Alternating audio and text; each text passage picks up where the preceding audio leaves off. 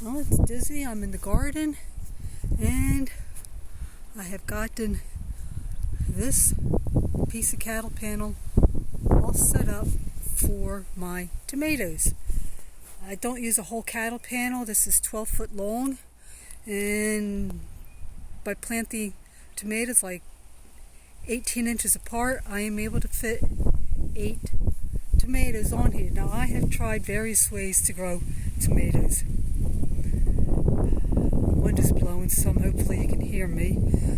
Of course, I started with your traditional tomato cages.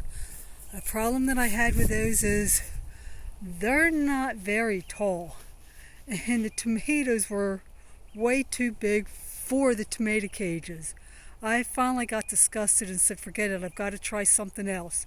And the next thing I tried was, I believe it was called a California weave, where you take your posts, put them in the ground, you plant your tomatoes, and then you take your baling twine or whatever, and you're going from post to post, and you're going on one side or the other of the tomato.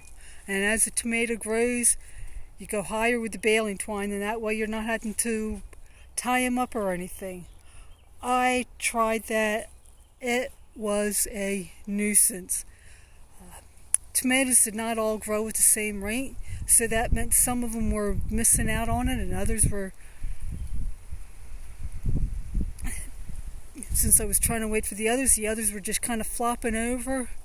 And like I said, I did not like that very well. So then I went with the cattle panel. Now, as long as I am able to keep up with this, and I will be putting some baling twine at the bottom, I just need to get some. Bring some more home. I have plenty of it out at the farm. If I'm able to keep up with this the way that I should, as the tomatoes grow, I am able to weave them in and out of the cattle panel. By doing that, I don't have to tie them up any. Of course, if I do need to tie them up, I've got plenty of baling twine. I just use a little piece of baling twine. But there's my tomatoes for this side all set up. And like I said, again, I'm just using the cedar posts and the cattle panel. And if I am able to move like I'm planning to, this will be my last year for using the cattle panels. They are very difficult for me to put in place by myself, especially since they're not resting on the ground. I am going to instead be buying 6 foot high fencing with 2x4 openings. I'll have to figure out exactly how much I need. Probably 150 foot roll would do it, and that would be the way to grow my tomatoes and all my short vine crops.